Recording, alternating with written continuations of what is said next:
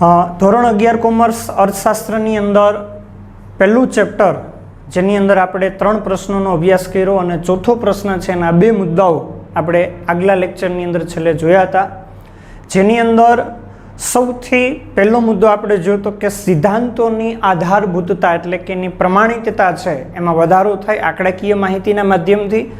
અને ત્યાર પછી બીજો પોઈન્ટ આપણે જોયો તો કે દશા અને દિશાના વલણો જાણવા માટે આંકડાકીય માહિતી ઉપયોગી બને છે. તો હવે ત્રીજા મુદ્દાથી આપણે જોઈએ તો ત્રીજો મુદ્દો છે તુલનાત્મક અભ્યાસ. વિદ્યાર્થી મિત્રો, આપણને ખ્યાલ છે કે તુલના કરવી એટલે શું? તો કે સરખામણી કરવી.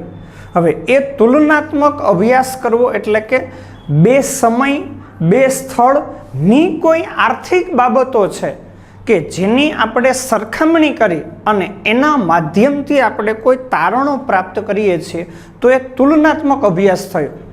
હવે સામાન્ય રીતે તુલનાત્મક અભ્યાસ શબ્દનો અર્થ શું થાય છે? તો કે કોઈ પણ સમયના સંદર્ભમાં, સ્થળના સંદર્ભમાં, ક્ષેત્રના સંદર્ભમાં જુદી જુદી આંકડાકીય માહિતીઓ આપણે પ્રાપ્ત કરીએ અને એ આંકડાકીય માહિતીઓને સરખાવીએ, એના પરથી જે તારણો પ્રાપ્ત થાય એનું જે આપણે વિશ્લેષણ કરીએ છીએ અને એ વિશ્લેષણ કર્યા પછી જે અર્થઘટન આપણને મળે છે એને તુલનાત્મક અભ્યાસ તરીકે ઓળખવામાં આવે છે. આવો એનો તમે અર્થ લખેલો છે કે સમય, સ્થળ, ક્ષેત્ર કે કોઈ અન્ય પરિબળોના સંદર્ભમાં, એટલે કે બે સમયગાળાની માહિતી હોય, બે સ્થળની અંદર દેશ હોઈ શકે, રાજ્ય હોઈ શકે, પ્રદેશો હોઈ શકે, એની માહિતીઓ હોઈ શકે. એવી જ રીતે સમય છે તો સમયના સંદર્ભમાં બે દાયકાઓની માહિતી હોઈ શકે, બે વર્ષોની માહિતી હોઈ શકે, જુદા જુદા મહિનાઓની માહિતી હોઈ શકે. તો એવી રીતે સમયના સંદર્ભમાં, સ્થળના સંદર્ભમાં, ક્ષેત્રના સંદર્ભમાં, તો ક્ષેત્ર વ્યવસાયિક માળખાના મુખ્ય 3 ક્ષેત્ર છે: પ્રાથમિક, ઉદ્યોગ અને સેવા. તો એવા જુદા જુદા ક્ષેત્રોની આંકડાકીય માહિતીને સરખાવવામાં આવે.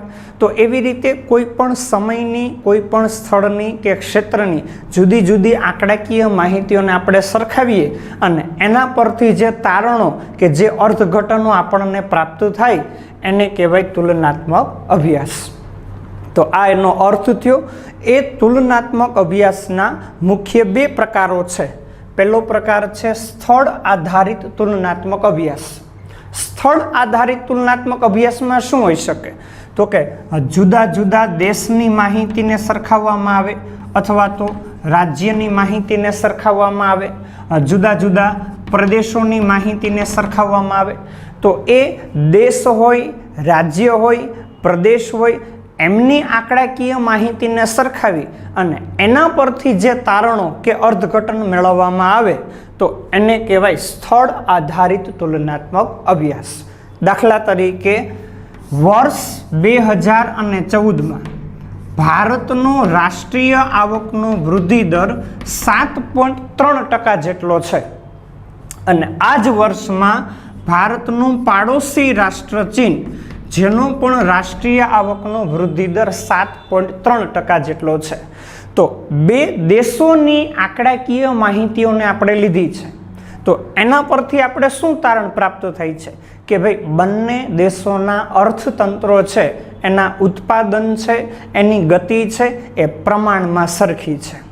એટલે કે બંને દેશોની વિકાસની ગતિ છે એ પ્રમાણમાં સરખી છે. પણ એની જગ્યાએ ભારતનું પાડોશી રાષ્ટ્ર છે પાકિસ્તાન, કે જેનો રાષ્ટ્રીય આવકનો વૃદ્ધિ દર છે એ વર્ષ 2014માં લગભગ 4.5% જેટલો હતો. તો એ ત્રણેય દેશોની માહિતીને આપણે સરખાવીએ તો એના પરથી આપણને માહિતી મળે કે ભાઈ આ દેશનો રાષ્ટ્રીય આવકનો વૃદ્ધિ દર નીચો છે. તો એ દર્શાવે છે કે ભારત અને ચીનની સરખામણીમાં પાકિસ્તાનનો વિકાસ છે પ્રમાણમાં ધીમો થાય છે. એવી જ રીતે જુદા જુદા રાજ્યની માહિતી આપણે મેળવી શકીએ કે ભાઈ વર્ષ 2011-12માં ભારતની અંદર ગુજરાતમાં સાક્ષરતાનું પ્રમાણ છે એ 79% જેટલું હતું અને એની સરખામણીમાં કેરળમાં સાક્ષરતાનું પ્રમાણ છે એ 92% જેટલું હતું. તો એ દર્શાવે છે કે ભારતની કેરળની સરખામણીમાં ગુજરાતની અંદર શિક્ષણની સ્થિતિ પ્રમાણમાં નબળી છે.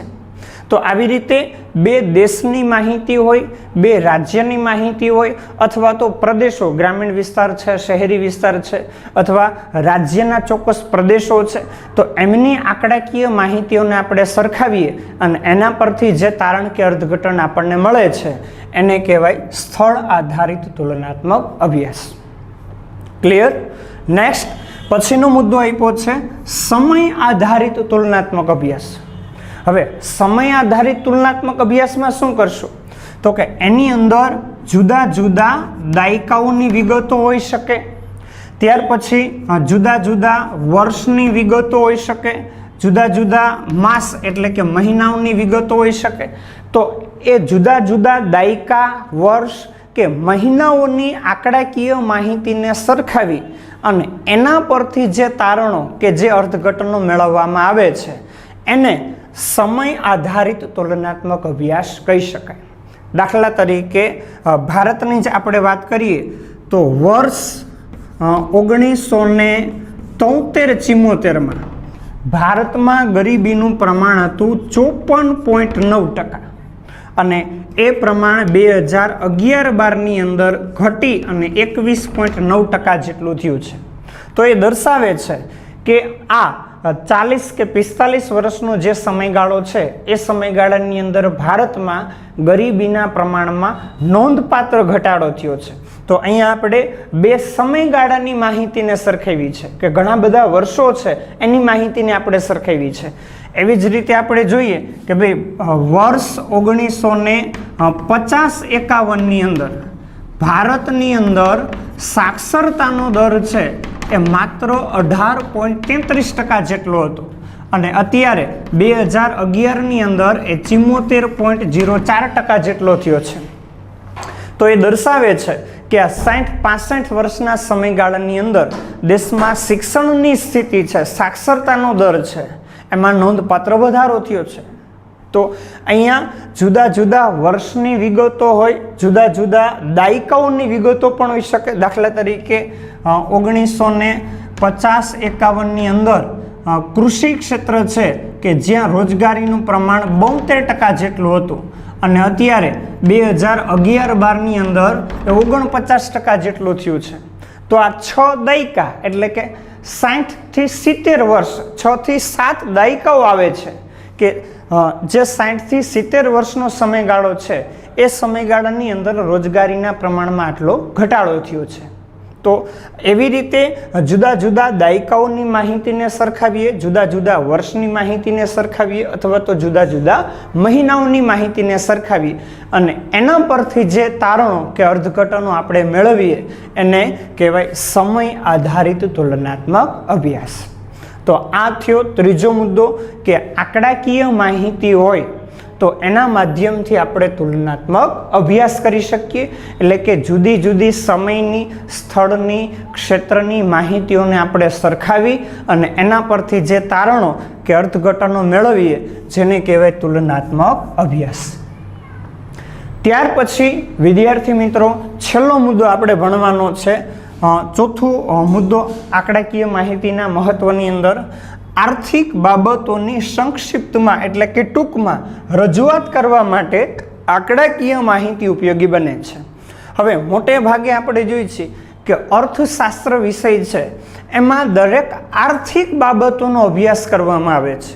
જે પહેલા પ્રશ્નથી આપણે જોતા આવીએ છીએ, કોઈ પણ અર્થશાસ્ત્રી છે કે જેમને અર્થશાસ્ત્રની અંદર પોતાના વિચારો રજૂ કર્યા છે તો એમણે જે પણ કંઈ પોતાના વિચારો રજૂ કર્યા છે એ બધા વિચારો આર્થિક વિચારો રજૂ કર્યા છે કે જ્યાં આવક મેળવવાનો ઉદ્દેશ હોય, જ્યાં ખર્ચ કરવાનો ઉદ્દેશ હોય, જ્યાં વસ્તુ સેવાનો વિનિમય કરવામાં આવતો હોય તો એ આર્થિક બાબત હોય એનું જ અર્થશાસ્ત્ર વિષયની અંદર અભ્યાસ કરવામાં આવે છે. તો એવા જેટલા આર્થિક અભ્યાસો છે એની સંક્ષિપ્તમાં એટલે કે ટૂંકમાં રજૂઆત કરવી છે અથવા તો ચિત્રાત્મક રજૂઆત કરવી છે. એટલે કે આર્થિક માહિતીની ચિત્રના માધ્યમથી રજૂઆત કરવી છે તો એના માટે આંકડાકીય માહિતી જરૂરી બને. દાખલા તરીકે અહીંયા આપણે સાક્ષરતાનો દર છે એનું ઉદાહરણ લીધું છે, અહીંયા રાષ્ટ્રીય આવકના વૃદ્ધિ દરનું ઉદાહરણ લીધું છે, અહીંયા 2 રાજ્યનો સાક્ષરતાનો દર આપણે લીધો છે, અહીંયા ગરીબીનું પ્રમાણ ભારતનું લીધું છે. તો ઘણી બધી આંકડાકીય માહિતીઓની આપણે અહીંયા નોંધ કરી છે. પણ આ આંકડાકીય માહિતીઓ છે એનું લખાણ કરવામાં આવશે તો સામાન્ય વ્યક્તિ છે એને એમાં રસ અભિરુચિ પડતી નથી. કારણ કે સામાન્ય નાગરિકો છે એ દેશની આર્થિક સમસ્યાઓ હોય, આર્થિક બાબતો હોય, એનાથી ઘણા બધા દૂર હોય છે. પરંતુ જો એ માહિતીને આલેખના માધ્યમથી, આકૃતિના માધ્યમથી રજૂ કરવામાં આવે, જેમ કે અહીંયા જેટલા ઉદાહરણો આપણે લીધા છે, આ બધા ઉદાહરણોને આપણે સાદી સ્તંભાકૃતિની અંદર રજૂ કરી શકીએ કે વર્ષ 1950-51ની અંદર રોજગારીનું પ્રમાણ કૃષિ ક્ષેત્રની અંદર 72% હતું, જે ઘટી અને 49% થયું. તો 72%નો સ્તંભ તૈયાર થશે અને 49%નો સ્તંભ તૈયાર થશે. તો એ 2 સ્તંભના માધ્યમથી સામાન્ય વ્યક્તિ પણ સમજી શકશે કે આ 70 વર્ષના સમયગાળાની અંદર રોજગારીની દ્રષ્ટિએ ખેતી ક્ષેત્રનું મહત્વ છે એ ઘટ્યું છે. એવી જ રીતે અહીંયા સાક્ષરતાનો દર છે તો 18.33%નો સ્તંભ તૈયાર થાય, 74.04%નો સ્તંભ તૈયાર થાય. તો એના આધારે આપણને ખ્યાલ આવશે, સામાન્ય નાગરિક પણ અંદાજ મેળવી શકશે કે ભાઈ 18.33%નો સ્તંભ ઘણો બધો નાનો છે, 74%નો સ્તંભ ઘણો બધો મોટો છે. તો 2 સ્તંભ આપણે તૈયાર કર્યા છે તો એના પરથી સામાન્ય નાગરિક પણ એટલો અંદાજ મેળવી શકે કે ભાઈ દેશમાં શિક્ષણના સ્તરમાં સુધારો થયો છે, દેશની શિક્ષણની વ્યવસ્થાઓ છે એમાં વધારો થયો છે. એટલે આંકડાકીય માહિતી હોય તો એની સંક્ષિપ્તમાં રજૂઆત થાય છે અને ચિત્રાત્મક એટલે કે ચિત્રના માધ્યમથી આંકડાકીય માહિતી આપણી પાસે હોય કોઈ પણ આર્થિક બાબતની, તો એ માહિતીની રજૂઆત છે, એ આર્થિક બાબત છે એની રજૂઆત ચિત્રના માધ્યમથી પણ થઈ શકે. અને એના માટે આંકડાકીય માહિતી અને આલેખ છે જે આપણને ઉપયોગી બને છે. અને ત્યાર પછી છેલ્લે કીધું છે કે કોઈ પણ આર્થિક માહિતી હોય એનો આંકડાકીય માહિતીના માધ્યમથી તુલનાત્મક અભ્યાસ થઈ શકે. જે આપણે ત્રીજો મુદ્દો જોયો એના 2 પ્રકાર, સમય આધારિત અને સ્થળ આધારિત. 2 સમયગાળાની માહિતી હોય અથવા તો 2 સ્થળની માહિતી હોય તો એ આંકડાકીય માહિતીને તમે સરખાવો અને એના પરથી જે તારણો કે અર્થઘટનો મેળવો છો એ છે તુલનાત્મક અભ્યાસ. એટલે આંકડાકીય માહિતીના માધ્યમથી કોઈ પણ આર્થિક બાબત છે એનો આપણે તુલનાત્મક અભ્યાસ થઈ શકે. અને અર્થશાસ્ત્રના કોઈ પણ સિદ્ધાંતો છે, જેમ કે અગાઉ મેં તમને વાત કરી હતી કે 3જું ચેપ્ટર આપણે માંગ, પછી 4થું ચેપ્ટર પુરવઠો, 5મું આવક ખર્ચના ખ્યાલો, એમાં કોઈ એક કન્સેપ્ટ છે કે જેનો ઊંડાણપૂર્વક આપણે અભ્યાસ કરવામાં આવે છે. દાખલા તરીકે માંગ રેખા છે તો એ ચિત્રના માધ્યમથી રજૂ કરવામાં આવે કે ભાઈ કિંમતના કેટલા એકમો વધે છે ત્યારે માંગના કેટલા એકમોમાં ઘટાડો થાય છે. તો એક ચિત્રના માધ્યમથી માહિતીની રજૂઆત થઈ છે. એટલે કોઈ પણ સિદ્ધાંતો હોય એ સિદ્ધાંતોની ટૂંકમાં અને સચોટતાપૂર્વક એટલે કે વધુને વધુ સરળતાથી વ્યક્તિ સીધી બાબત સમજી શકે એના માટે આંકડાકીય માહિતી જરૂરી બને છે. તો અહીંયા આપણે આ 4થો પ્રશ્ન છે એ પૂર્ણ કરીએ છીએ. ફરીથી એક વખત 4 મુદ્દાઓ આપણે જોઈ લઈએ. પહેલું, સિદ્ધાંતોની આધારભૂતતામાં વધારો થાય એટલે કે સિદ્ધાંતો છે એ વધારે આધારભૂત બને છે, વધારે પ્રમાણિત બને છે આંકડાકીય માહિતીના માધ્યમથી. બીજું, આંકડાકીય માહિતીથી અર્થતંત્રની દશા અને દિશાના વલણો એટલે કે એના ફેરફારો જાણી શકાય છે. પછી ત્રીજું, એનો તુલનાત્મક અભ્યાસ કરી શકાય છે. એના 2 પ્રકાર, સ્થળ આધારિત અને સમય આધારિત. અને ચોથું, આર્થિક બાબતો હોય, કોઈ પણ આર્થિક સમસ્યા છે, કોઈ પણ આર્થિક પ્રવૃત્તિ છે કે કોઈ પણ આર્થિક ઘટના છે કે જેની સંક્ષિપ્તમાં એટલે કે ટૂંકમાં રજૂઆત કરવા માટે આંકડાકીય માહિતી ઉપયોગી બને છે. જય શ્રી કૃષ્ણ.